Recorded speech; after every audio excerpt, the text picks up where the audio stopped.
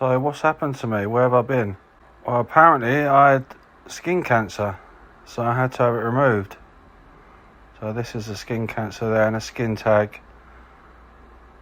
And this is the pre-operation. They marked it out where it's got to be taken from, and they had to pull the skin down as well. They had to make an incision right up my nose to get extra skin. So this is after the operation. It looked alright then, but I felt rough that night. That's the same night. And it was bleeding quite a bit for a few days. My eye closed up on one side. But yeah, it started feeling better. There wasn't a lot of pain there. It looked worse than it was. And then I had the stitches taken out. I cleaned it up and took the stitches out. And this is what it was like a few days later. And this is what it's like today.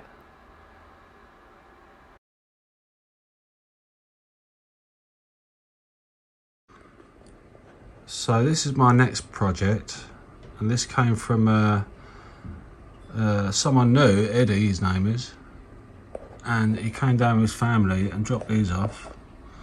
And these are where he's tried to refine things in the past, and he's used hydrochloric acid and vinegar and all sorts of things, and I don't think he got to finish it off. And he said a lot of this was found in his shed. So this lot here looks like it would have come from a funeral, because they look like teeth to me, like teeth caps. So yeah, I've put them in the XRF machine. Some are shown as copper, some are shown as platinum, some have got gold in them, some have got silver. But they look like they're all teeth. This is the magnetic stuff I got from it. So these are all magnetic, but they're still showing silver and other precious metals, so I'm going to have to refine them separately. This was a grey powder that came. I've gone through with a magnet with that and got as much as I can get out of it, because it was just dust. Magnetic dust. And same with this one. This is like sand, but apparently it's got some gold in there.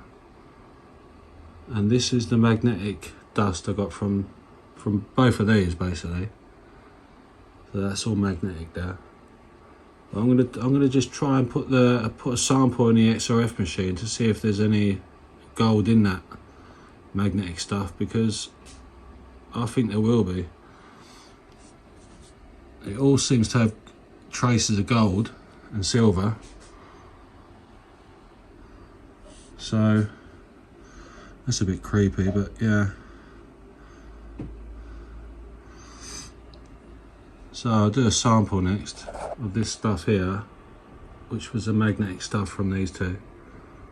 I've got it out with this fishing magnet, neon magnet. I started off using this small one and it was taking me forever.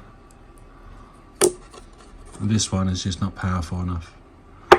So this one done the job.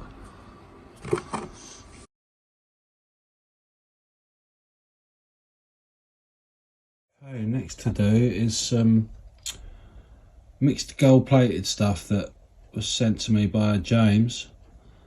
And there we got about 200 grams of rolled gold. Let's double check. Yeah, minus a carton. It was about 217 grams.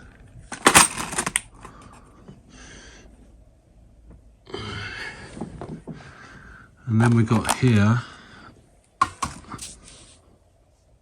over 900 grams of gold plated.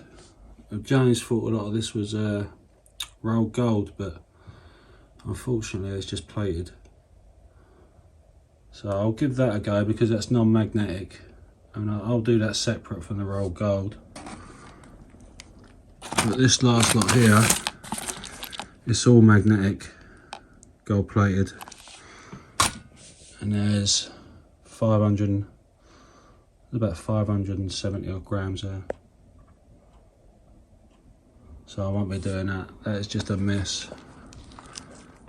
You'd be lucky to get 0.2 of a gram of gold out of that. But we'll do these two.